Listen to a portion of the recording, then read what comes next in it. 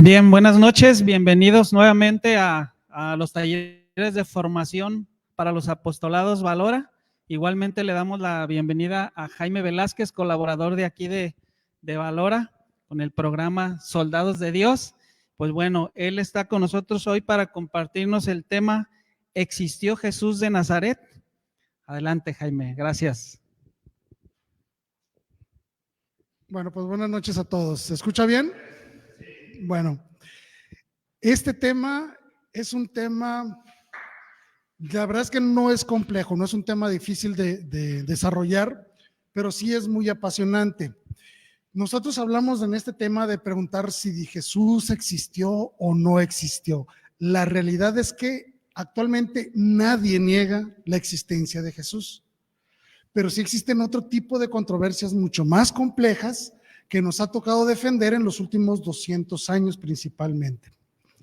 Y como le dice ahí, es uno de los viajes más apasionantes porque nos implica utilizar las ciencias de la arqueología, las ciencias de la investigación documental, de testimonios, análisis críticos, estudios sociohistóricos de la época, un montón de cosas, de herramientas que nos ayudan a nosotros como cristianos a comprender mejor el ministerio de Jesús. Inclusive uno de los papas que más le ha gustado el desarrollo de estos temas fue Benedicto XVI, porque él se involucraba tanto en la figura de Jesús que tenía que conocer cómo eran las calles por las que caminaba, cómo eran los campos, cómo era la gente, las costumbres, cuáles eran los modismos de la época para entender un poco mejor a Jesús de Nazaret. Entonces es un viaje apasionante, no tanto porque neguemos o queramos certificar que Jesús existió, sino comprender mejor al Jesús de la historia. Y este es uno de los temas principales, ¿sí? ¿Ya puedo usar esta?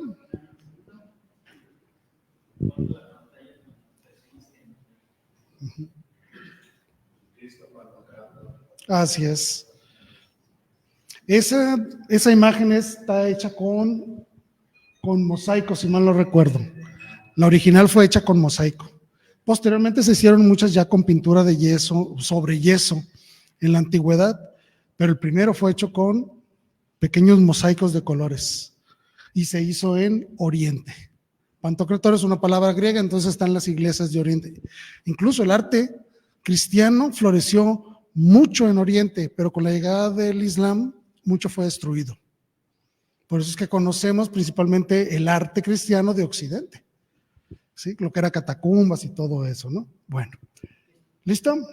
Bueno, muy bien. El método histórico, vaya, es aplicarle las ciencias de la historia a Jesús de Nazaret, ¿no? Y las preguntas principales que en un inicio se hicieron hace 300 años es estas: ¿quién es Jesús? ¿Verdaderamente existió? Hay evidencias reales, no de los evangelios, no de la fe, sino de la historia que nos corrobore que este Jesús realmente existió. Pues la respuesta es que sí, ¿sí? Obviamente nosotros sabemos de Jesús de Nazaret por la influencia que ha tenido en miles de personas a lo largo de la historia, inclusive hoy en día. Si nosotros nos ponemos a analizar los testimonios de los primeros cristianos, nos vamos a dar cuenta que la fuerza de su testimonio los llevaba incluso al martirio. Una de las cosas más importantes para que hoy cualquiera de nosotros profesemos una fe es gracias al testimonio de esa gente del primer siglo que fue incluso capaz de enfrentar a los leones defendiendo la existencia de Jesús y de sus enseñanzas. Nosotros debemos con gran fuerza un verdadero sentido de devoción, de agradecimiento a los primeros cristianos, porque ellos son los que nos participan de lo que Jesús hizo. Nuestro Señor Jesús no dejó nada escrito. Es el testimonio de la iglesia lo que nos ha permitido hoy profesar esta fe. Bueno, pero ¿qué pasó hace 300 años? Llega una cosa llamada el racionalismo.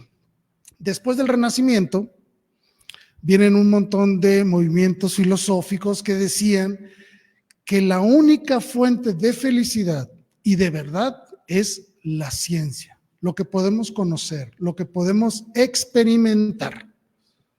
Entonces, una de las formas para golpear, por decirlo de alguna manera, la parte espiritual del ser humano fue atacar la fe. Ahí se puso en duda la existencia de Buda, se puso en duda las revelaciones que transmitió el profeta Mahoma, se puso en duda la existencia de Confucio y un montón de personajes, y también de Jesús de Nazaret. Entonces, la pregunta principal no es si existió o no existió. Eso ya nadie lo niega, todo el mundo ya lo sabemos que sí. Pero en aquel tiempo entonces se establecieron tres grandes preguntas en tres diferentes etapas de la historia, que son estas. El racionalismo es una corriente filosófica que acentúa el poder de la razón por encima de la fe o de los sentimientos. Surge hace 300 años, tuvo su auge durante todo el siglo XIX, incluso todavía parte del siglo XX. Después del racionalismo viene lo que llamamos hoy posmodernismo, donde ahora son los sentimientos lo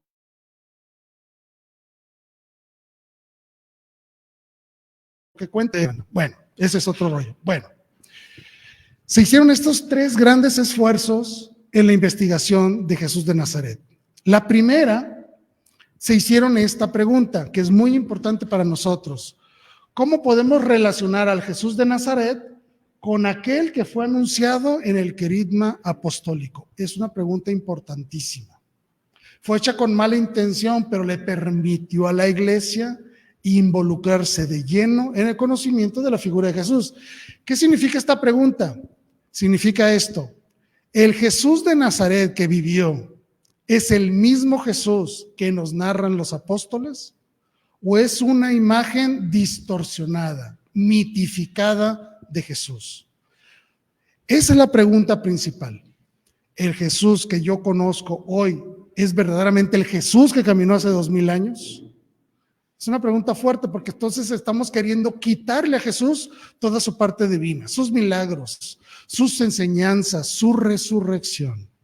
Eso es lo que ellos buscaban, confrontar lo que decía el Evangelio con lo que dice la historia. Porque de esta manera puedo refutar si de verdad Jesús hizo lo que los Evangelios dicen que hizo, o que dijo lo que dijo en los Evangelios. Vaya, ¿resucitó o no resucitó? ¿Qué evidencias tengo yo de que Jesús resucitó? Esa era la pregunta principal que ellos querían plantear a todo el público. Y por eso se le llamó la primera gran búsqueda. Así se llama este movimiento. Tuvo varias fases, diferentes autores, pero me voy a basar en solo dos de ellos. Primero es este señor Reimarus, que fue el que inició todo este relajo. Y fíjense lo que él decía: yo encuentro razones sólidas para establecer diferencias entre aquello que los apóstoles aportan en sus escritos y lo que Jesús expresó y enseñó realmente en su vida. ¿Qué está diciendo ese señor? No creo en los evangelios. Los evangelios son falsos, son mitológicos, nos están mintiendo sobre la figura de Jesús. Eso es lo que este señor decía.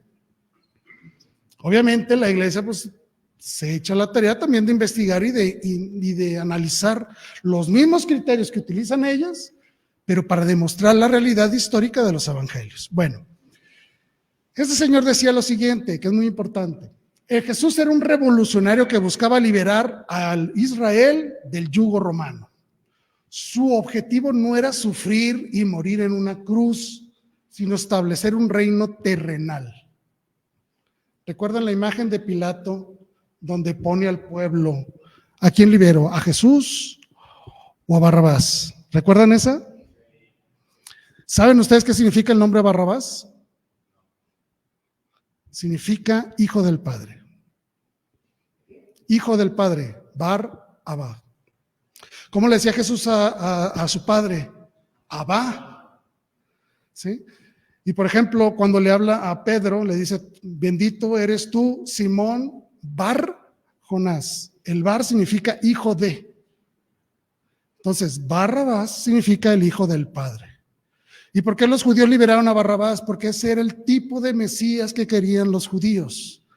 Ese Mesías que quería destruir a los romanos, recuperar el poder político de Israel y volver a exaltar al pueblo de Jerusalén, al pueblo de Israel. Un reinado temporal, terrenal.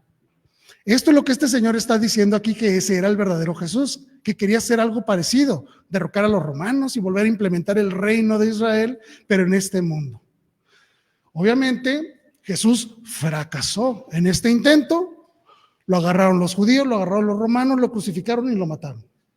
Y se acabó el cuento, ¿no? Pero entonces los apóstoles, ¿cómo le damos continuidad al movimiento? Pues vamos a robarnos el cuerpo de Jesús y vamos a decirle a todo el mundo que resucitó. Esa era la idea que este racionalismo presentaba, porque ellos decían, es imposible que haya resucitado. Por lo tanto, se robaron el cuerpo y nos mintieron. Nos crearon a un Mesías espiritual.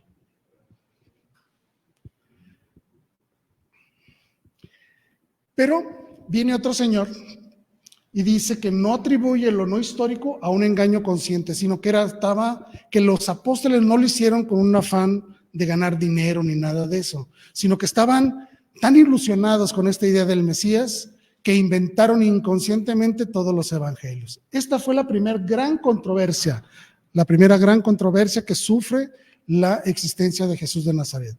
No niegan que haya existido en la historia, pero sí niegan lo que dice el evangelio sobre Jesús.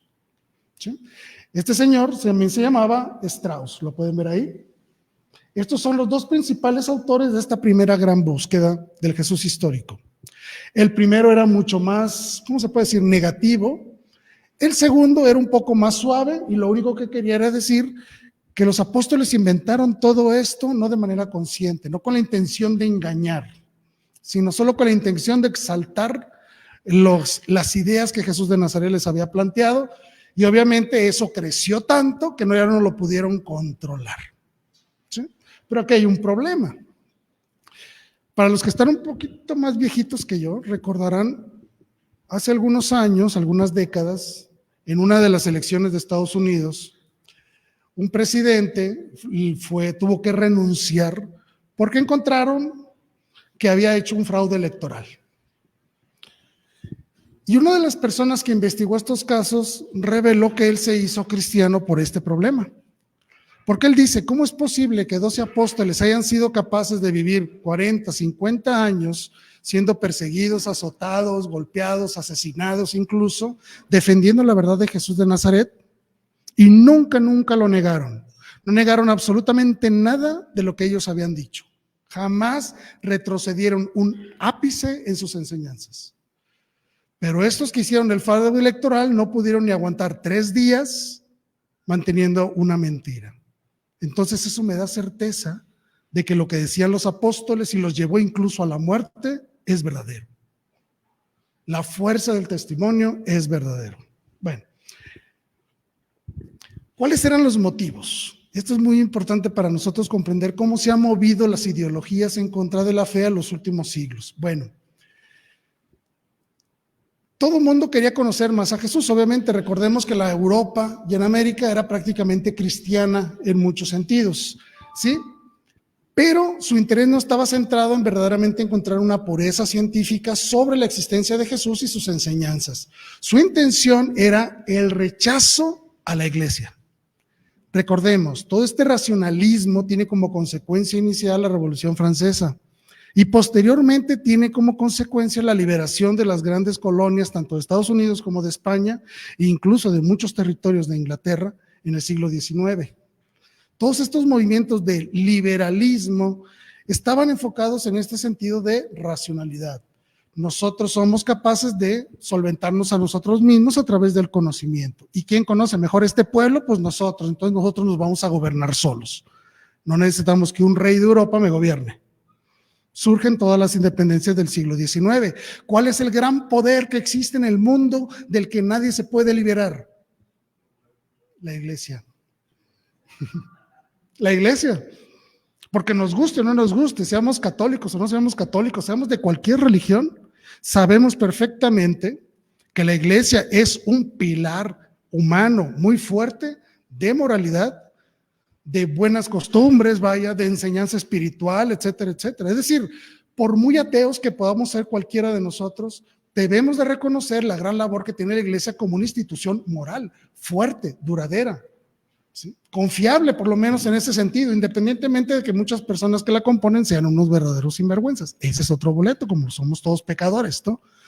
Pero lo que la iglesia enseña, independientemente de su dogma, como cuestión moral, es fundamental para toda la humanidad. Defiende los valores humanos. Entonces, lo primero que hay que tumbar de este gran poder del cual nadie se puede liberar es la iglesia. Vamos a atacar a la iglesia. ¿Cómo? Vamos a tumbarles el centro de su fe, Jesús. Esa era la verdadera intención, ¿sí? Y obviamente era revelar que los evangelios no podrían soportar un análisis crítico, histórico, y entonces todo lo que venía narrado en los evangelios era falso. Obviamente que los resultados de esto determinó justo lo contrario. ¿Los personajes narrados en las Sagradas Escrituras existieron? Sí. ¿Corresponde históricamente al contexto social? Sí. Los eventos que sucedieron, los lugares, los personajes, las leyes, el tipo de acciones que se realizaban en la época que vienen narrados en los evangelios. ¿Es verdad que existía un mar en Galilea y que había pescadores? Sí. El análisis crítico de los evangelios resultó que eran verdaderos.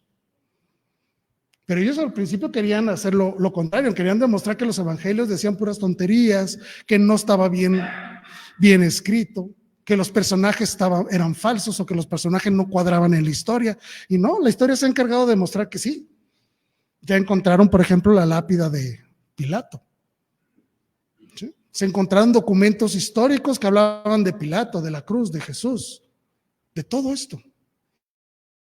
El análisis crítico que ellos hicieron, la primera gran búsqueda, favoreció a la iglesia. Obviamente tardamos un poquito de tiempo, como 150 años, en poderle dar certeza a todo lo que nosotros como iglesia defendemos con los evangelios. Bueno, la conclusión de esta primera gran búsqueda, porque fueron 100 años esto, finales del siglo XVIII, casi todo el siglo XIX, en la que buscaban las personas desmontar los evangelios. Bueno, lo que estos señores llegaron a la conclusión es muy sencilla. Lo que nosotros tenemos como evidencia histórica no nos permite determinar la biografía de Jesús. No podemos bajo ninguna circunstancia crear una verdadera biografía de nuestro Señor Jesús. Y es cierto.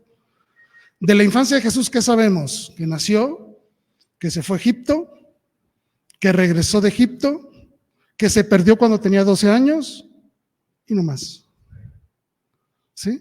Y si nosotros analizamos la narrativa que viene en los evangelios de Jesús de Nazaret, no podemos ni cumplir a lo mejor 3 o 4 meses de su vida. Y eso que su ministerio duró 3 años, pero con lo que viene escrito ahí nada más, solo podremos construir 3 meses de su vida. Entonces realmente no podemos crear una biografía de Jesús. No sabemos qué hacía cuando tenía 20 años. No sabemos qué hacía cuando tenía 15. Trabajaba de carpintero o era obrero, se fue a Cafarnaún a construir el templo de Herodes como trabajador en esa región. Hay muchas dudas. Entonces la búsqueda de este Jesús histórico no nos permite crear una biografía fidedigna, llamémosle así, sobre toda la vida de nuestro Señor Jesucristo. Ok, una de las conclusiones importantes. Como fuente histórica, los evangelios de Mateo, Marcos y Lucas sí tienen valor histórico. Valen como documentos históricos porque son una narrativa sinóptica, es decir, una narrativa secuencial de la vida de Jesús, más o menos secuencial. Pero el de Juan no lleva ese orden. Entonces dice que para analizar históricamente a Jesús tenemos que basarnos solo en los 3 evangelios sinópticos, no tanto en el evangelio de Juan. ¿Sí? ¿Perdón? Se sabe que el documento más antiguo que habla de la narrativa de Jesús es el Evangelio según San Marcos. Marcos no conoció a Jesús. Lo que narra Marcos fue por lo que escuchó de Pedro y Pablo en Roma. De ahí surge el Evangelio de Marcos, de las pláticas que él tuvo con el apóstol Pedro y con el apóstol Pablo. Por lo tanto, sabemos que siendo este el documento más antiguo, el Evangelio de Marcos sirvió de fuente para el Evangelio de Mateo y el Evangelio de San Lucas. De esos 3, solo Mateo conoció a Jesús. Y si se dan cuenta, en el Evangelio de Mateo vienen las narrativas de los discursos de Jesús un poco más completos. Lucas habla más de narrativa, de sucesos. Mateo habla más de palabras de Jesús. Pero entonces, al investigar esto, se dan cuenta de que hay cosas que están en Marcos, están en Lucas y están en Mateo. Pero hay cosas que están en Mateo que no están en Lucas ni en Marcos. Y hay cosas en Lucas que no están ni en Mateo ni en Marcos. Es decir, hay un hueco de narrativas entre estos documentos, pero también hay unas ciertas coincidencias especiales en estos papeles. Por lo tanto, dicen, debió existir un papel, un evangelio previo que hablaba de los dichos de Jesús. Este evangelio que nadie lo ha encontrado, pero los investigadores creen que sí existe. ¿Por qué? Porque lo que dice Marcos también lo dice Mateo y lo dice Lucas en ciertas formas muy similares, como si lo hubieran copiado de otro lugar, y se llama la fuente Q. Entonces, cuando escuchen de la fuente Q, es el documento que nadie ha visto y que nadie ha encontrado, pero que se supone que existe y que corresponde a los dichos de Jesús.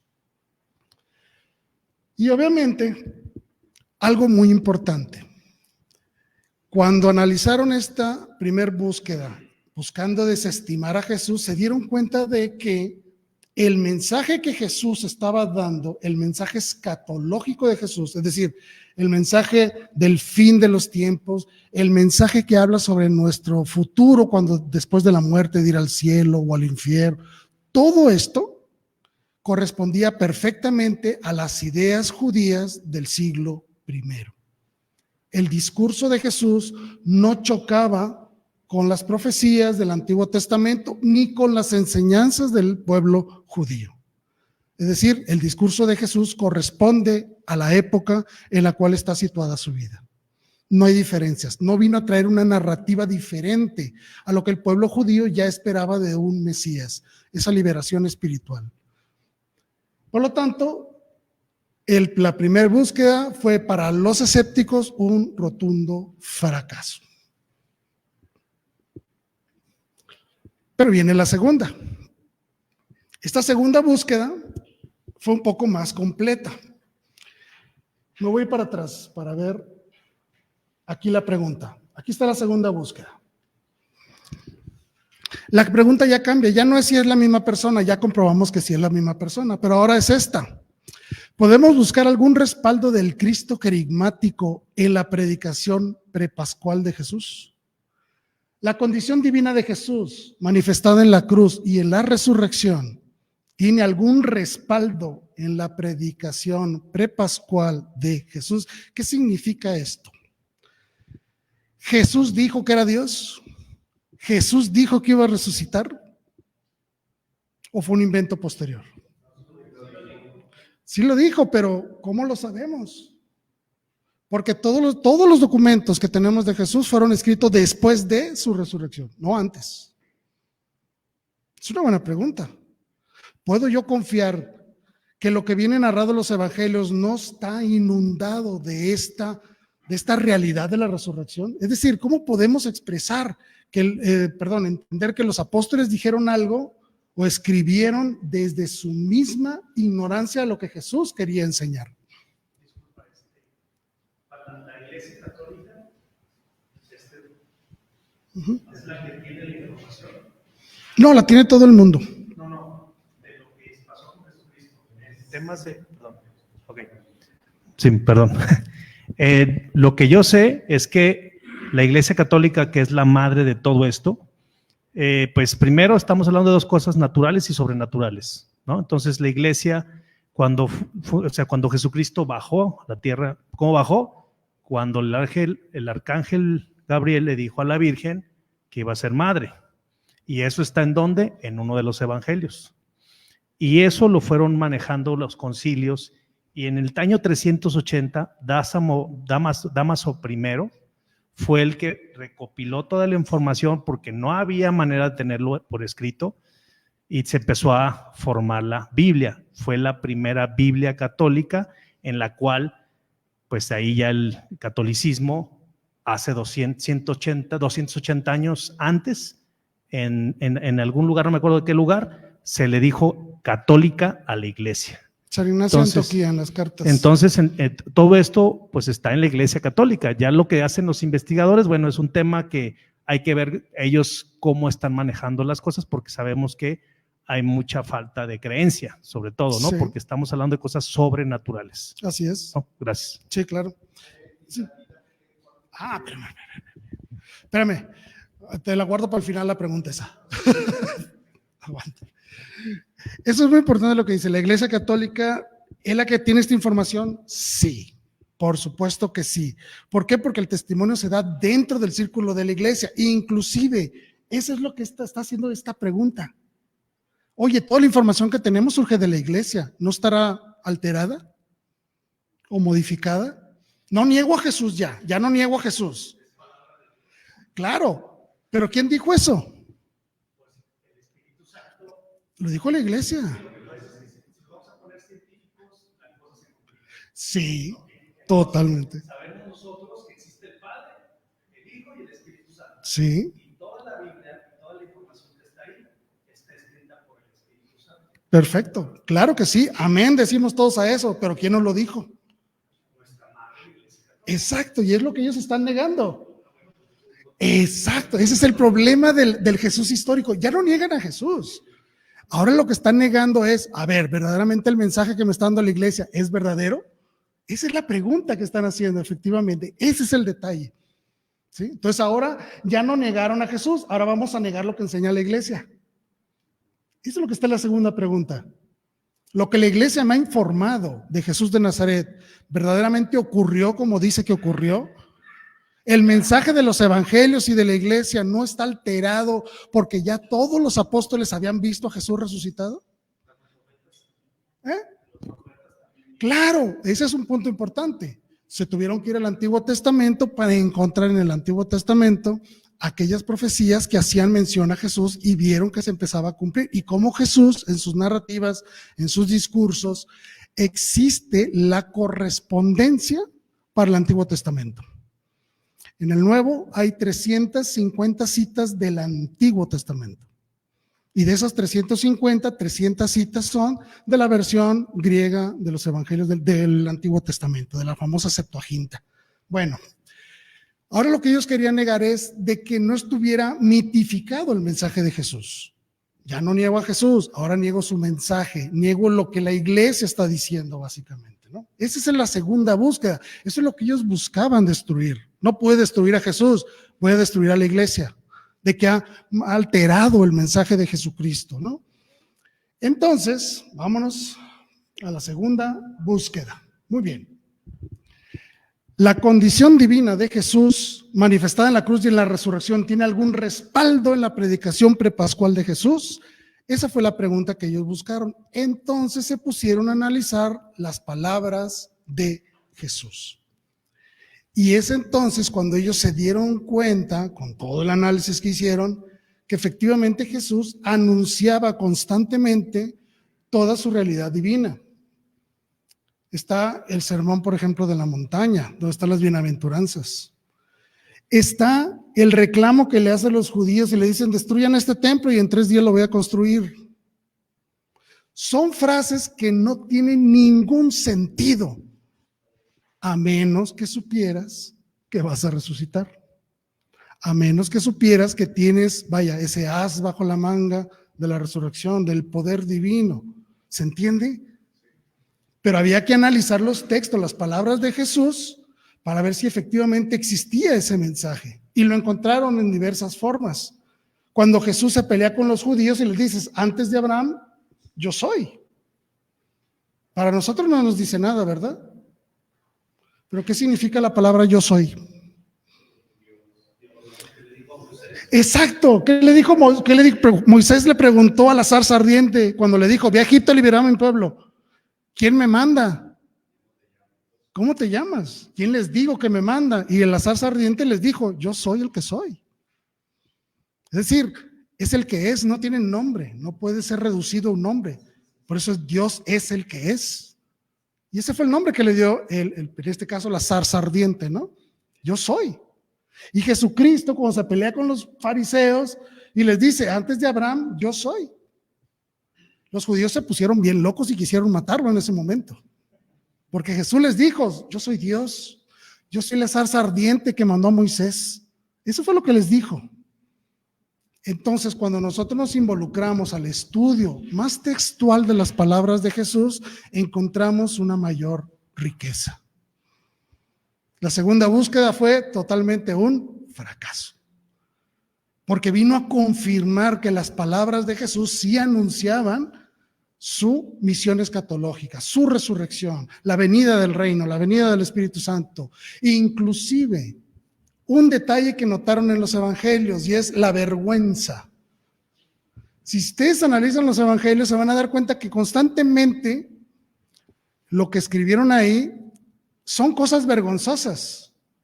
Ejemplo, cuando Jesús le dice a Pedro, sobre ti edificaré la iglesia. Tú eres Pedro y sobre esta piedra edificaré mi iglesia, ¿verdad? Está a Simón Bar Jonás, que le pone el nombre de Pedro. Y lo está elevando, ¿no? Pero inmediatamente después Jesús les dice, me van a pesar y me van a matar. ¿Y qué dice Pedro? No, eso no va a pasar. Y Jesús le dice, aléjate, Satanás. Le acaba de decir que es la piedra donde va a edificar la iglesia. Inmediatamente después le dice, aléjate de mí, Satanás. Es vergonzoso, ¿sí? Que Dios me diga que yo soy Satanás, pues yo jamás lo escribiría. ¿Me explico? Está el testimonio de la vergüenza. Está el testimonio de cómo les decía a Juan y a su hermano, les decía que son los hijos del trueno, porque eran bien corajudos. Y eran peleoneros y corajudos. ¿Sí? ¿Me explico? Los apóstoles no ocultaron su vergüenza, sus regaños, sus errores, sus ineficiencias. ¿Cómo es posible que en los evangelios me estés diciendo que aquel que es la roca de la iglesia negó a Cristo? ¿Cómo es posible que me estés diciendo en los evangelios que uno de los apóstoles salió corriendo desnudo, huyendo de los romanos, de los soldados del Sanedrín cuando lo apresaron? Es decir, toda esta narrativa viene a demostrar que fue escrito de manera increíblemente honesta. La segunda búsqueda, que buscaba destruir la imagen de este Jesús, resultó ser un fracaso. Vino a confirmar que los evangelios verdaderamente narraban eventos y que no estaban contaminados, llamémosle así, de la realidad de la resurrección de Cristo. Es decir, ellos cuidaron mucho hacer esta narrativa demostrando su ignorancia de lo que realmente nuestro Señor Jesucristo decía, y después dicen, y resucita, y nos dimos cuenta de todo lo mal que estábamos. ¿Me explico? No involucraron la resurrección, por decirlo de alguna manera, en la forma en la cual narraron los eventos antes de la resurrección. Los evangelios sinópticos son confiables en lo que están narrando en el momento en el que sucedieron las cosas. La segunda búsqueda obviamente fue un fracaso, ¿sí? Obviamente la comunidad expresó su fe pascual en los textos narrativos. Esto es incuestionable, claro que sí, pero no está contaminado. Encontraron que entre Jesús de Nazaret, es decir, el Jesús antes de la resurrección y el Jesús después de la resurrección, no hay una discontinuidad. Es una narrativa lógica. Los evangelios verdaderamente narran lo que ocurrió y cómo ocurrió, sin contaminarlo, sin mitificarlo, sin exagerarlo, ¿sí? Entre el Jesús histórico y el Cristo de la fe no hay exclusividad, sino relación. No estás narrando a dos personas diferentes antes y después de la resurrección, es el mismo.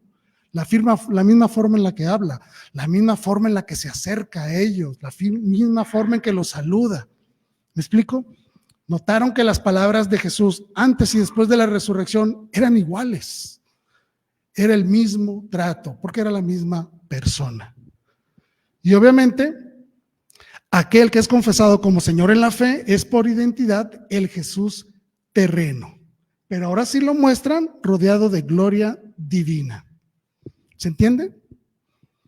Esta segunda búsqueda vino a confirmar entonces que el Jesús antes de la resurrección y el Jesús después de la resurrección es el mismo. No hay una discontinuidad. ¿Ok? Bien. Me voy para atrás un poquito. Vámonos a la tercera búsqueda. Ok, ya no pude tumbar a Jesús. Ya no pude tumbar a la iglesia. ¿Sí? Pero vamos a ver si es cierto, entonces, que lo que narran los evangelios, lo que sabemos de Jesús, corresponde a la época. Las costumbres, las formas de expresarse, los personajes, una serie de cosas adicionales. Es decir, voy a ver si la narrativa que viene en los evangelios corresponde a la realidad del siglo I.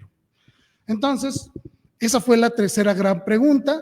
Ya no buscaban destruir a Jesús, simplemente trataban de encontrar algunas discordancias en los evangelios, vaya. ¿Cómo es posible que Jesús murió con Pilato si Pilato ya se había muerto, por ejemplo, ¿no? O que hablen de un huerto de Getsemaní, pues si no hay ningún huerto por ahí. Por poner un ejemplo, no buscaban encontrar el contexto histórico. Si es verdad que los judíos se enojaban mucho con lo que decía Jesús, si es verdad que eran tan celosos del Sabbat, por ejemplo. Todo este tipo de cositas, ¿no? Okay, vámonos para adelante. Entonces, la tercera gran búsqueda la hicieron 3 personas, estos de aquí, ¿sí? Y el interés de esta tercera búsqueda ya dejó a Jesucristo y a la iglesia en paz. Si ya vimos que con lo teológico no nos podemos meter. Por lo tanto, vamos a analizar si verdaderamente el Jesús era un verdadero judío de la época y se enfrentó a los judíos de la época en el lenguaje de los judíos de la época. Esto es muy importante para nosotros. ¿Por qué? Porque nosotros cuando hemos traducido las Sagradas Escrituras, y como bien lo dijiste ahorita, en el año 382, en un sínodo en Roma, el Papa Dámaso I dijo, oye, tenemos un relajo en la iglesia, ¿sí? Aquí en Roma leemos el domingo 1 de Pascua, leemos el Evangelio de Juan, pero allá en España están leyendo el Evangelio de Mateo. Y en Constantinopla están leyendo a Lucas, y en tal lado están leyendo tal cosa. Vamos a crear un solo documento. Es decir, hagamos la Biblia para que la misa en todo el mundo sea igual, porque Jesús nos dijo que seamos una sola voz. Y por eso es que en todo el mundo las lecturas de la misa del domingo se leen en todo el mundo. Sabía que adecuar bien los documentos que eran verdaderamente palabra de Dios y cuáles no. Acuérdense que en aquel tiempo no eran 4 evangelios, eran como 20. Y también uno leían la Didache, otros leían a Clemente, la carta de Clemente. ¿La han oído de esa, por ejemplo? ¿O han leído las cartas, el martirio de Policarpo, las cartas de San Ignacio? Es decir, había muchos documentos. Entonces la iglesia dijo, no, si te queremos ser una sola iglesia, tenemos que tener una sola voz. Por lo tanto, necesitamos una Biblia. ¿Cuál es la palabra de Dios y cuál no es palabra de Dios? Se reúne el Papa Dámaso, pone a todos sus expertos y dicen, esta es la palabra de Dios, y se lo encargó a su secretario, un viejito corajudo llamado San Jerónimo de Estridón, tradúcelo al latín. Y le tomó décadas a San Jerónimo traducirla, porque tuvo que viajar a Oriente para poder interpretar correctamente los textos, que es un dato muy importante para nosotros. San Jerónimo no escribió la Biblia de los documentos que tenía ahí en Roma. Fue a buscar los documentos originales. Se fue a Jerusalén, agarró la Biblia de los judíos, le dijo, a ver, préstamela tantito, y la tradujo. Y le preguntó a los judíos, oye, ¿qué significa esto? Significa esto. Ok. Es decir, la Vulgata Latina, que es la primera Biblia de la Iglesia Católica, es fiel a los documentos antiguos. Además de que tuvo que corroborarlo con miles y miles de otros documentos de cartas, misales, liturgias, oraciones, enseñanzas teológicas de los padres de la iglesia para corroborar las citas bíblicas. Entonces fue un trabajo impresionante el de este señor. Bueno, ok, ¿a qué voy con esto? Vamos a analizar el judaísmo del siglo I para ver si Jesús verdaderamente era parte de ese judaísmo, ¿sí? Ok. Entonces, aquí está lo importante. La aparición de nuestro Señor Jesús en el siglo I en el contexto histórico judío corresponde fielmente al contexto histórico de la época, donde estaban todas estas tensiones entre los judíos y los romanos, donde existían también todos los problemas con las tetrarquías que existían y cómo se dividía la relación entre los reinados de algunos reyes ahí impuestos por Roma, como de los procuradores, como era el caso de Pilato, ¿no? Y las relaciones que tenían con el Sanedrín, con los responsables de la religión judía y con las autoridades judías. Es decir, efectivamente podemos encontrar la correspondencia del Jesús con el contexto histórico. También se dieron cuenta que efectivamente Jesús es fundador de un movimiento de renovación judía que corresponde a las ideas de la Torá. ¿Qué es la Torá? ¿Recuerdan?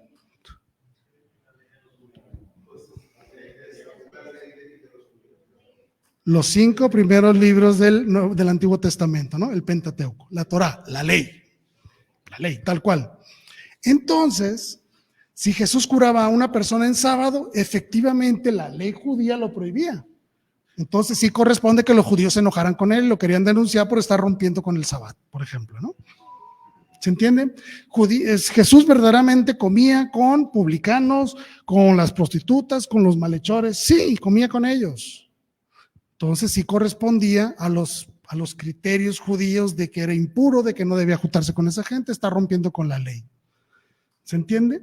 Incluso, ¿cuál fue la principal acusación que le hicieron a Jesús? Cuando él les dijo, yo no vine a romper la ley, vine a perfeccionarla, a cumplirla, a darle cumplimiento, ¿no? Como dice él. Exacto. Entonces, si analizamos el discurso de Jesús, veremos que corresponde su idea de cumplimiento de lo que verdaderamente es la ley con la confrontación de la interpretación de la ley que tenían los judíos. Corresponde. Es decir, los dilemas, los diálogos, las confrontaciones de Jesús sí corresponden a las formas en las que los judíos veían la ley en el siglo I. ¿Se entiende? ¿Sí? Entonces, entre Jesús y el Cristo, es decir, el Jesús histórico y el Jesús anunciado en los evangelios, hay una notable continuidad teológica, ya que la majestad de Jesús después de la Pascua se articuló sobre una interpretación judeo-cristiana. ¿Qué significa eso? Que el Antiguo Testamento validaba lo que Jesús había anunciado y lo que verdaderamente implicaba ser el Mesías. Jesús no vino a romper con el criterio judío, con la ley judía, vino a romper con el criterio de los fariseos que estaban en ese momento en el poder, con eso sí, pero no vino a romper con lo que ya estaba como palabra de Dios, el Antiguo Testamento. Vino a verdaderamente a darle cumplimiento a lo que el Antiguo Testamento anunciaba. ¿Se entiende? Entonces, el análisis crítico del contexto social de la época, contrastado con lo anunciado en el Nuevo Testamento, corresponde. Sí hay esta relación. Entonces, si me regreso a estas 3 grandes búsquedas, querían destruir a Cristo, no pudieron. Al contrario, corroboraron que era la misma persona. Quisieron destruir el mensaje de la iglesia, no pudieron. Corroboraron que el testimonio de los primeros cristianos corresponde a la realidad de lo anunciado en los evangelios y con la realidad histórica. Y por último, quisieron demostrar en todo caso de que había algo de mítico, algo exagerado, por llamarlo así, dentro de los evangelios que no correspondieran con la interpretación de la época. También fracasaron. Pero era importante comentar estos temas para que nosotros sepamos entonces que nuestra fe no se basa en un castillo en el aire, que no se basa solo en un libro o en que alguien me dijo que Jesús existe, sino que verdaderamente se basa en alguien que ha existido en la historia, que verdaderamente dejó discípulos, que les encomendó una misión, que cumplió e hizo lo que dicen. Y que por lo tanto estas personas salieron al mundo a dar este testimonio. Nuestra fe tiene un sustento en la realidad. Por eso decimos que no creemos en algo, creemos en alguien. Porque la realidad de la investigación científica de Jesús ha corroborado lo que los evangelios nos plantean ahí. Los lugares, los personajes, las interpretaciones judías, los eventos que sucedieron, todo esto tiene razón de ser. ¿Ok? Hasta aquí. ¿Alguna duda? ¿No? Bueno. Muy bien. Entonces, ¿qué pasó en estos últimos 300 años? O mejor dicho, vamos a reducir un poco el tiempo. Vamos a manejar los últimos 80 años. Se encontraron allá en el desierto, por un supuesto pastor de ovejitas en el desierto, encontró una cueva, entró a la cueva y encontró un montón de vasijas de barro llenas de papeles. Los papiros de Qumran, ¿no? Y en 1960 se encontró otra cueva con más documentos. Y fue el gran boom de los arqueólogos, ¿no? Todos los arqueólogos se pusieron como locos. ¿Sí? Encontramos documentos del siglo I segundo y tercero. Lo cual es maravilloso. Inclusive hasta hicieron películas, ¿no? El Evangelio de Tomás, el Evangelio escondido por el Papa y un montón de tonterías, ¿no? Bueno. Sí, todas las estas de... Sí, estas de Dan Brown. Sí. Código Da Vinci, todo ese tipo de cosas, ¿no? Bueno. Mucho estaba basado en esto. Hay otra película, se llama Estigmata, que también es una basura, que habla de que el Evangelio de Tomás dice la verdad. Bueno, un montón de cosas.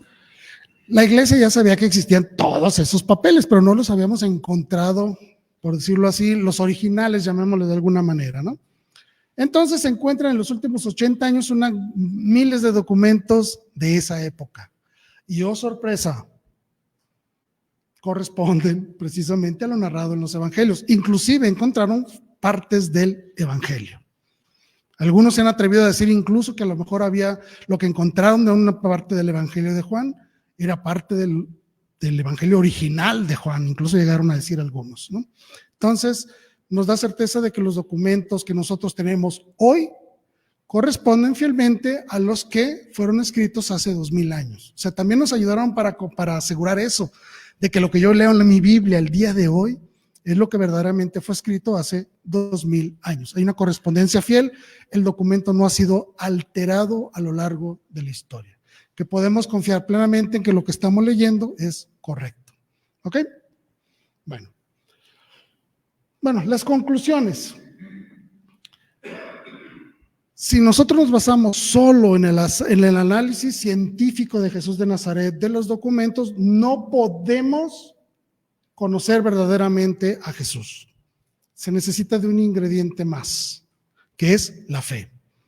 La fe no puede ser negada bajo ninguna circunstancia. Si yo quiero verdaderamente conocer a Jesús, tengo que aproximarme a Jesús desde la fe. Porque si me aproximo solo con un testimonio histórico, pues realmente no conozco nada de su vida. Solo algunas palabras, algunos milagros, que fue un niño y que murió en la cruz y hasta ahí. Pero para yo poder creer todo esto, realmente sí necesito el componente de la fe. ¿Ok?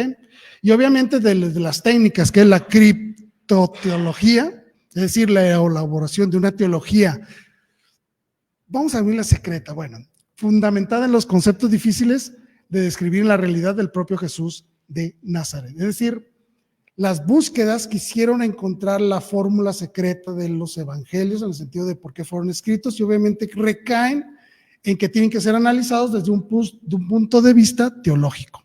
Y segundo, que la autobiografía de Jesús, por decirlo de alguna manera, elaborada en muchos casos más sobre la base de la leyenda popular que la tradición, ha ido aumentando. Nosotros mismos a lo largo de la historia, con nuestra devoción, hemos ido incrementando la concepción de Jesús de Nazaret. Ejemplo muy actual, la Divina Misericordia. ¿Sí? Es una devoción que nació a mediados del siglo pasado. ¿Sí? El cuadrito bien bonito que se ve la luz roja y la luz azul, ¿recuerdan? Una devoción que apenas va a cumplir 100 años. Es decir, la forma en la que verdaderamente estamos conociendo más a Jesús parte también mucho de la devoción de la iglesia a Jesús de Nazaret. Es a través de la fe como hemos ido construyendo y conociendo un poco más de la vida de Jesús, interpretando mejor manera lo que nos ha dicho y lo que nos ha enseñado a lo largo de la historia. ¿De acuerdo? Muy bien. Y que obviamente el saber histórico, el saber de estos detalles no nos hace infalibles en el sentido de que ya porque sé de este contexto histórico ya puedo conocer mejor a Jesús. No.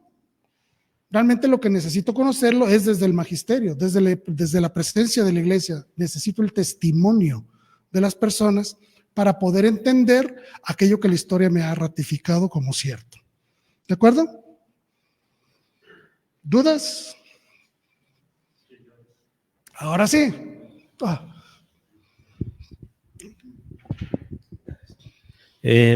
Mencionó de cuando Jerónimo tradujo, ¿no? Sí. Y mi pregunta es por qué hay como ahorita muchas versiones de Biblias y luego dicen esta es más apegada, esta no la recomiendo, esta sí. ¿A qué se debe? No era la fuente esa principal. Lo que pasa es que esto hay que ser muy claros en esto. Si yo tomo la Vulgata latina original, pues no voy a entender absolutamente nada porque no hablamos latín. ¿Sí? Ok. Entonces, para el siglo XIII, por ejemplo, se hizo la primera Biblia en español, la Biblia alfonsina. Pero si nosotros queremos leer esa Biblia hoy, tampoco le vamos a entender, porque es un español del siglo XIII. Las letras son diferentes, las palabras son diferentes, las pronunciaciones son diferentes, ¿sí?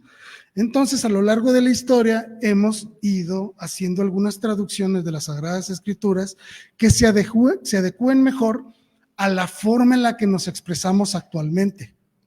No es que una Biblia sea mejor o no sea mejor, sino que hay Biblias que están orientadas al estudio, como es la Biblia de Jerusalén, y hay otras Biblias que están orientadas a la devoción popular, es decir, para que nosotros podamos comprarla en la librería, leerla y entenderla de una manera muy sencilla, como la Biblia latinoamericana.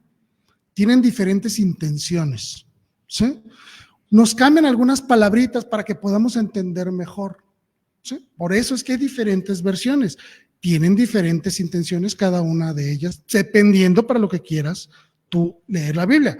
Obviamente yo recomiendo una Biblia latinoamericana si es la primera vez que la vas a leer. Pero si te vas a meter a estudiar teología, mejor cómprate la de Jerusalén, porque ahí sí te vas a tener que meter al griego, te vas a tener que meter al latín, te vas a tener que meter a estudiar a lo mejor incluso hasta hebreo para conocer el verdadero sentido de algunas palabras. ¿Me explico? Por eso es que hay diferentes versiones. Lo importante es que estén autorizadas por alguna autoridad eclesial. Con eso es suficiente. Gracias.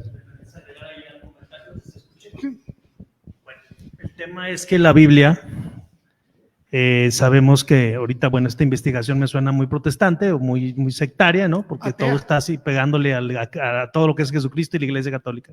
Entonces, la Biblia, hay una que dice Reina Valera. Esa fue realizada por los protestantes. Esa es la que tienes que tener cuidado. ¿Y cuál es el que no tienen sabiduría? O sea, le faltan libros, le quitaron libros. Porque ni siquiera Lutero, que fue el padre de los protestantes, le pegó tan duro a la Biblia, ¿sí? Entonces hay que tener cuidado. Lo que dice aquí el compañero, la latinoamericana es correcto. Lo que están tratando es que el mensaje sea lo más claro para los creyentes de la fe católica. Pero la Jerusalén es la que más se asemeja a la que se tradujo con San Jerónimo, ¿sí? Entonces aquí el tema es que hay un tema apologético, no sé si lo han escuchado. Apologética, ¿el término lo han escuchado? Ok, significa defensa de la fe. Y esa pues la tenemos que conocer para que no vengan los testigos de Jehová, que también hicieron otra Biblia, y le hicieron hace como 120 años un mentado Russell en Estados Unidos, y pues llegan a las casas y dicen que es la misma Biblia. No es la misma Biblia porque también ahí cambian las palabras, ¿no? Sí, bueno, las que... Sí, pero es que se parecen, ¿eh? Pues no te das cuenta, nada más ve los... Ok, aquí hay algún tema importante que decía él en el tema de lo que cuando Pedro le dice, pues cuando Jesús le dice a Simón y le dice a Pedro, porque Petras es la palabra Petras, ¿no? Pero pues le ponen Pedro porque pues eso significa para nosotros, pero es Petras. Luego el protestante dicen que es una piedrita, que es una piedrota, que si la angular y no la angular, y va a entrar un relajo, ¿no? Pero también dice ahí que Pedro, como va a ser el que va a ser el Papa, porque es esto donde le pegan también muy duro, dice, te vas a zarandear el diablo, ya pidió permiso y yo voy a orar por ti. Y ahí viene lo que comenta él. Lo negó, pues, lo que hizo Pedro, ¿no? Y lo que hicieron todos los apóstoles. Entonces es un poquito por ahí el asunto, ¿no? Pero ese es el tema de las Biblias. Gracias. Sí, aquí lo importante de la Biblia católica es la que vayan a comprar, simplemente verificar que esté aprobada por una autoridad eclesial. En las primeras páginas viene el sello de autorizada, ¿no? Nada más para eso. 73, son 73 libros. Las Biblias protestantes tienen 66, ¿no? Bueno, pero ese ya es todo un temote ese de eso. Cambian letras, cambian palabras, hay una serie de datos. Sí, adelante.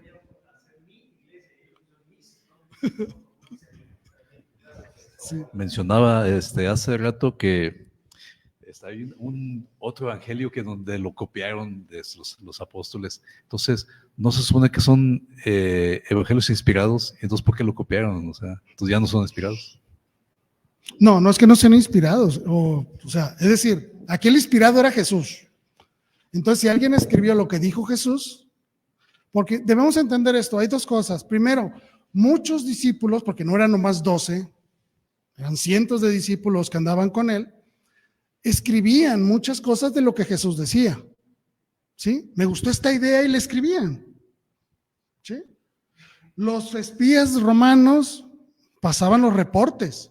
El tal Jesús de Nazaret dijo esto, esto y esto y esto.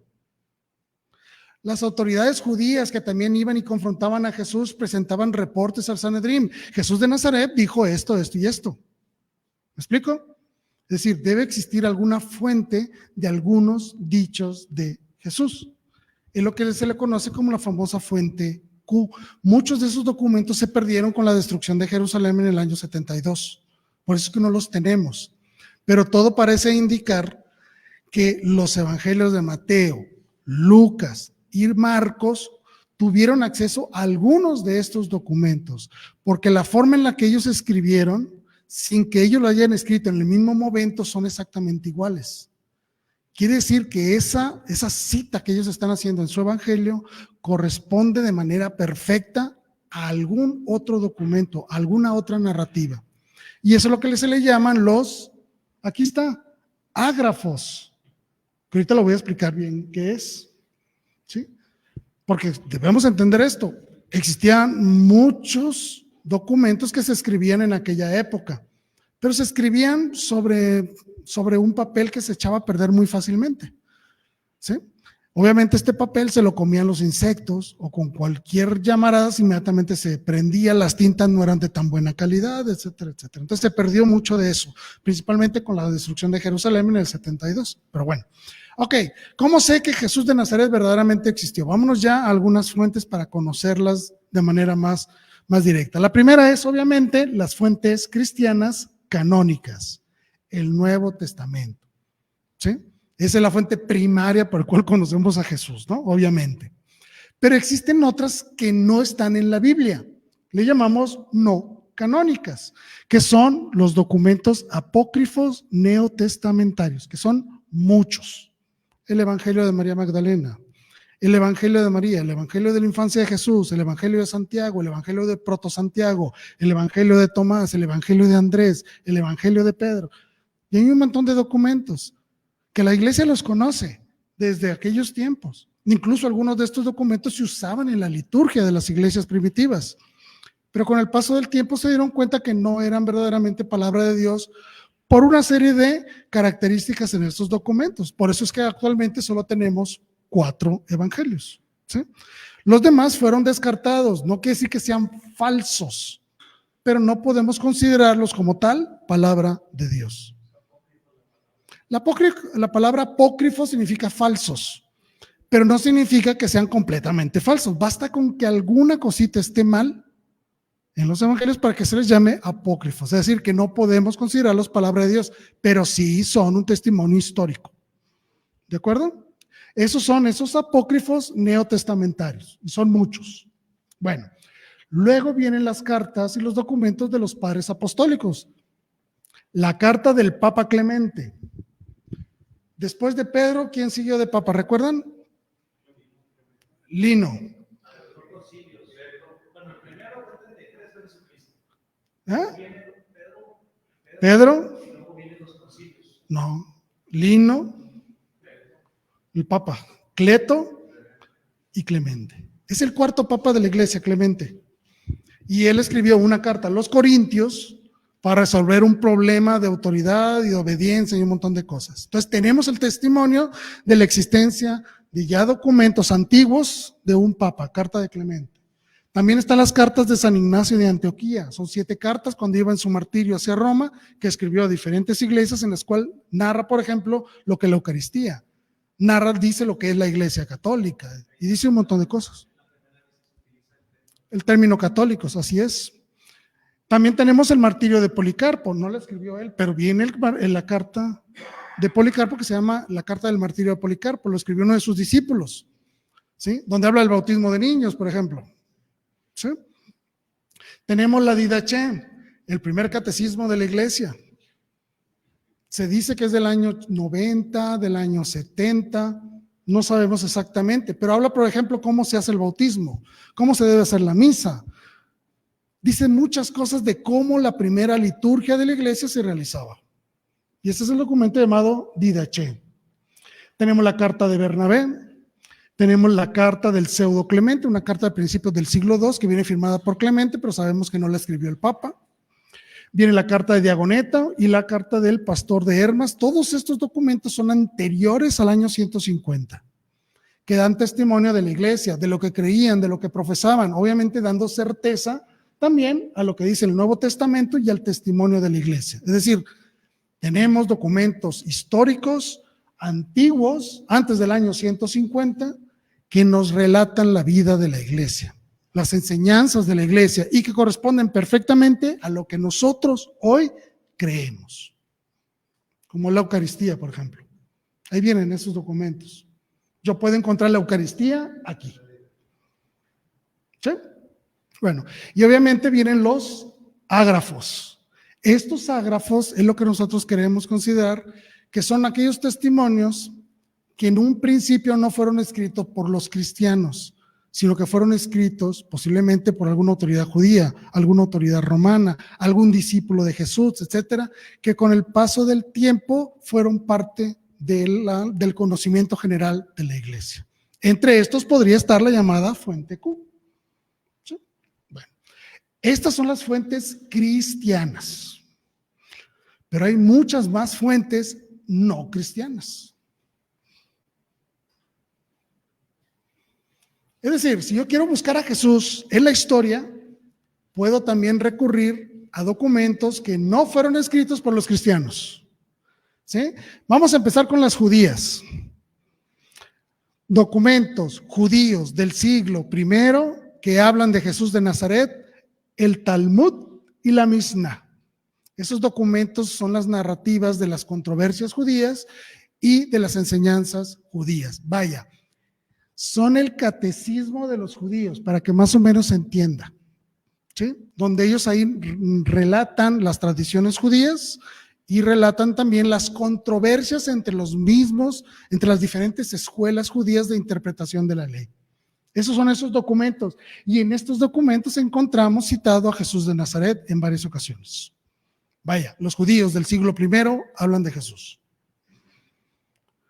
No me voy a poner a leerlas todas porque son muchas, ¿no? Bueno, otras indirectas. Un señor llamado Justino, que es la más maravillosa de todas.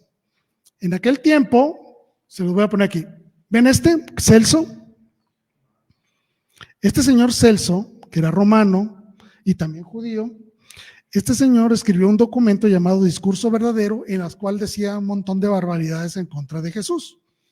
¿Qué decía? Decía que Jesús era hijo de una tal Miriam, que era prostituta, que había estado casada y que era adúltera y que tuvo a Jesús de Nazaret en un romance con un soldado romano llamado Pantera. Está bueno el mitote, ¿verdad? Pero tiene un sentido. Tiene un sentido. ¿Por qué puso eso este señor? No niega a Cristo. No niega la existencia de Jesús. ¿Qué es lo que está negando? Le está negando que nació de una virgen al tachar a María de prostituta. Y está diciendo que es de un señor llamado Pantera, por lo tanto no era descendiente del rey David. Esa era la intención. Destruir la imagen de Jesús como el verdadero Mesías. ¿Se entiende? Entonces llega este señor Justino, ¿sí? Y también después este señor Orígenes, que escribieron contra estas barbaridades. Sí, pero estaba medio loco, entonces no es, por eso no lo consideramos padre de la iglesia como tal, ni no es San Orígenes, por ejemplo. Pero sí, obviamente sus documentos son muy importantes por la época primitiva, sí. Orígenes. Sí, estaba medio loquito, pero sí. Entonces, como fuentes indirectas tenemos los ataques a Jesús, como era el de Celso, y las contestaciones apologéticas de los primeros siglos. Justino es el primer gran apologeta de la Iglesia Católica, San Justino Mártir. Este señor en el año 150 escribió ese documento, Diálogo contra Trifón, en el cual a los cristianos, después de la persecución de Nerón, se les acusaba de realizar ritos mágicos, donde mataban niños y se los comían, cosas así, ¿no? Entonces Justino le escribe esta carta contra Tifón y también escribe incluso una carta al emperador romano en donde le explica qué es lo que hacen los cristianos en la misa. Nos reunimos, pedimos perdón, leemos los evangelios y las cartas de los padres de la iglesia, de los apóstoles, luego traemos pan y vino y el sacerdote viene y los consagra y ya no es pan y es vino, que es el cuerpo y la carne del Señor. Por eso es que decimos que nos comemos a Jesús. Si nosotros leemos ese diálogo, estamos leyendo tal cual la misa que tuvimos el domingo pasado. Y eso viene narrado por San Justino Mártir en el año 150. Obviamente no le creyeron mucho, entonces terminaron matándolo. Por eso es mártir. Y obviamente Orígenes también escribiendo contra este loco de Celso. ¿Qué es lo importante de la narrativa de Celso? Que nunca niega la existencia de Jesús. ¿Quiere destruir la imagen de Jesús? Sí, pero jamás niega que Jesús haya existido y que haya sido crucificado. Como parte de estas fuentes indirectas está este señor que se llama Flavio Josefo.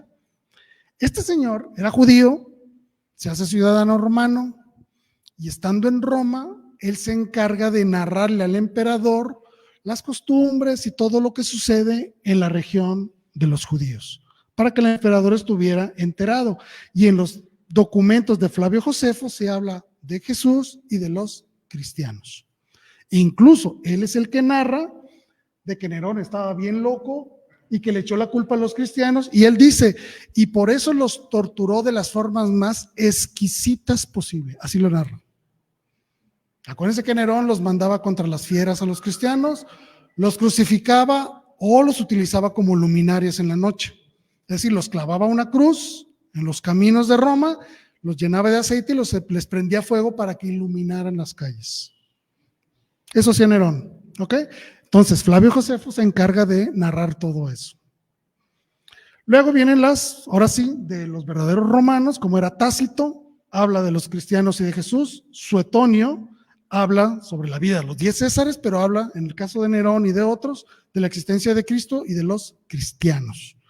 No me pongo a leerlos porque son muy largos los documentos, entonces para no hacerlo muy largo. Ojo con este, Pluvio Lentulo, en el informe al emperador Trajano. No lo pongo ahí, pero actualmente los historiadores niegan la autenticidad de este documento de Publio Lentulo.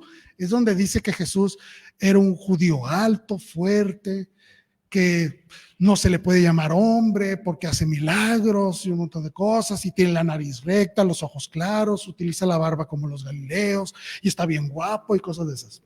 Entonces, por eso, los historiadores dicen que a lo mejor no es auténtico, pero bueno, yo lo quise poner para que sepan que existe. ¿Sí? Sea verdadero o sea falso, existe el documento. Y por último, se encontró un documento en Siria.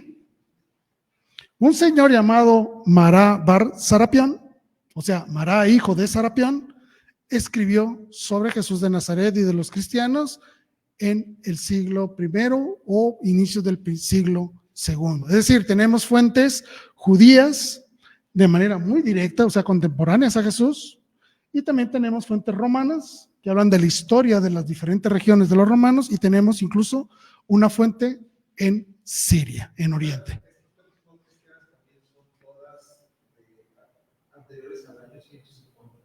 Sí. Sí, por ejemplo, este de Flavio Josefo es del primer siglo. Esta de Justino de Orígenes son del siglo II, siglo II, y hay duda, no se sabe si es del siglo I o siglo II, pero pues está en esa etapa, pues, pero todos son anteriores al año 150, todas. Entonces, queda evidenciado que Jesús de Nazaret verdaderamente existió, que hizo lo que dicen los evangelios que hizo y que dijo lo que los evangelios dicen que dijo. ¿De acuerdo? Sí, muy bien.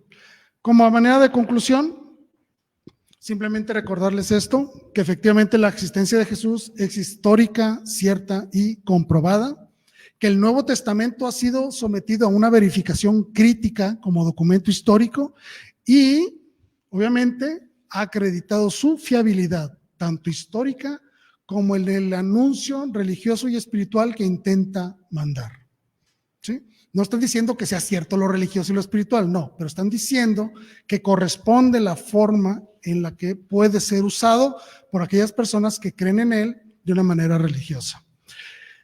El Nuevo Testamento también ha sido contrastado con una masa impresionante de documentos de los primeros 3 siglos ya corroborados, se ha corroborado que corresponden. Es decir, toda la gente que copió los documentos del Nuevo Testamento en todas las iglesias que existían en aquel momento son copias fieles, que eso nos permite saber que la Biblia que tengo hoy está bien escrita, dice lo que originalmente fue escrito hace 2000 años, que el mensaje no ha sido alterado en la historia. Las fuentes no canónicas, ¿sí?, ofrecen corroboración de aspectos fundamentales de la vida de Jesús, pero no pueden ser considerados como palabra de Dios. Por ejemplo, uno de ellos decía que una vez Jesús se enojó con un niño y lo mató, pero dijo, no debo de matar a nadie, entonces que lo resucita. Pues no. O que una vez Jesús estaba muy aburrido, entonces que agarró tierrita, no me acuerdo cuál evangelio es, pero que agarró tierrita y se puso a jugar con la tierrita y hizo un pajarito. Pues no, entonces eso ya cae en la cuestión mítica, ya en la cuestión de fantasía, por eso no puedo considerarlos como palabra de Dios, pero sí narran el contexto histórico, cómo era la sociedad, cómo era la cultura de esa época. Sí nos sirven esos documentos para conocer un poco más de la vida de Jesús, pero no son palabra de Dios. ¿Se entiende? Y por último, que las fuentes no cristianas, aunque sean tardías, años 150 para abajo, no rechazan a Jesús, no rechazan su existencia. Quieren atacarlo su figura, pero nunca rechazar la existencia de Jesús, de los cristianos, del anuncio y de lo que explicó. Es decir, no golpean su mensaje, no lo golpean. Incluso no niegan ni la resurrección. Dicen que el cuerpo lo robaron o algunas otras teorías, pero lo que reafirman es de que la tumba está vacía. ¿Se entiende? Por eso es que nosotros hoy, después de estas búsquedas, de este intento del racionalismo por destruir la imagen de Jesús, fue un verdadero fracaso. Pero a nosotros como cristianos aún no lo hemos convertido en una verdadera victoria, porque todos estos elementos nos deben de servir para poder ir al mundo y evangelizar de mejor manera. Y cuando nosotros mostremos la Biblia, no la mostremos simplemente como un libro religioso, sino como un verdadero testimonio de Jesús de Nazaret. Un personaje real y verdadero que demostró ser Dios y que al final de sus días salió de una tumba que hoy está vacía. ¿Se entiende? ¿Sí? Bueno. Y pues con esto termino. No sé si hay más preguntas.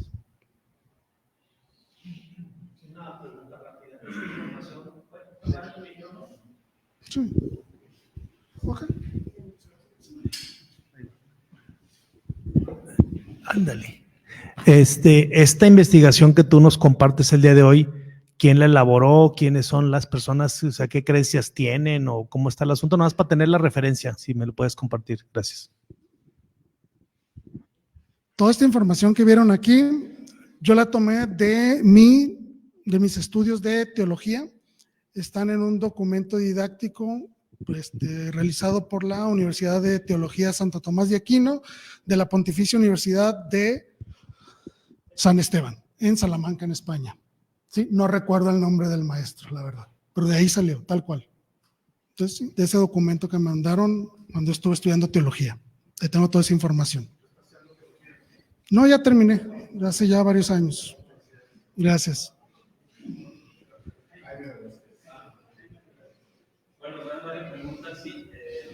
¿De algunos de los libros de la Biblia aún se conserva alguno, algún pedacito o algo o nada? Hay fragmentos. El más antiguo es el Código Sinaítico y es del siglo III. Y son fragmentos. O sea, fragmentos en el sentido que es como el 70% de la Biblia, todavía se conserva. La copia más antigua es del siglo III. Pero tenemos documentos del siglo II, si mal no recuerdo, tardíos ya, del final del siglo II, que eran misales, por decirlo de alguna manera. Lo que hoy conocemos como un misal, como una guía para la misa, eso sí se tienen esos documentos. Por ejemplo, se tiene un fragmento de la oración de María Santísima de bajo tu amparo nos acogemos, Santa Madre de Dios. Tenemos un fragmento del siglo, finales del 2, principios del 3. ¿En el Vaticano? ¿O? No sé si está en el Vaticano, la verdad. La gran mayoría de los documentos antiguos están en museos en Inglaterra, porque son los que los compran. Principalmente el Vaticano creo que no compra ningún documento, todos son donados. Híjole, no sé.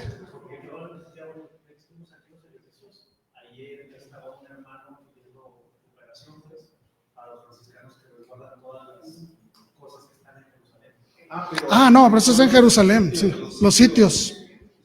Sí, los sitios históricos, porque se los comparten entre varios.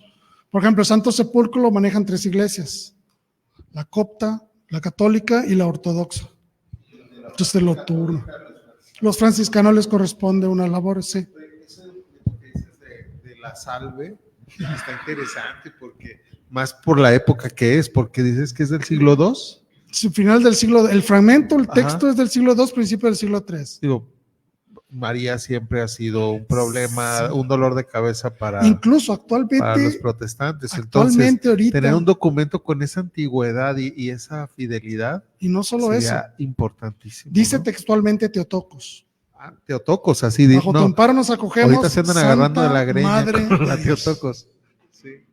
Entonces, pero ese documento existe, pues, lo tenemos desde hace mucho tiempo, pero ahorita precisamente hay un problemón en la sección protestante de las redes sociales, porque se están dando con todo, porque algunos ya están creyendo en la Teotocos y otros no. Entonces están en un relajo ahorita. Y nosotros, digo, lo resolvimos hace 1800 años eso ya.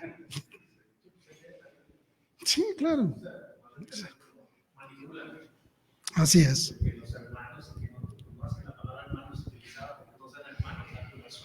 Esa es parte de los criterios propios de las traducciones.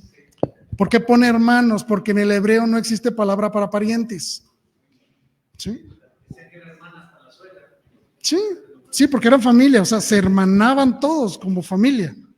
A eso se refiere, pues. O sea, por eso es que se llaman hermanos, ¿no? Pero nada que ver con las controversias de los protestantes, pero bueno. Ok. No, pues gracias a ustedes, les agradezco. Muchas gracias.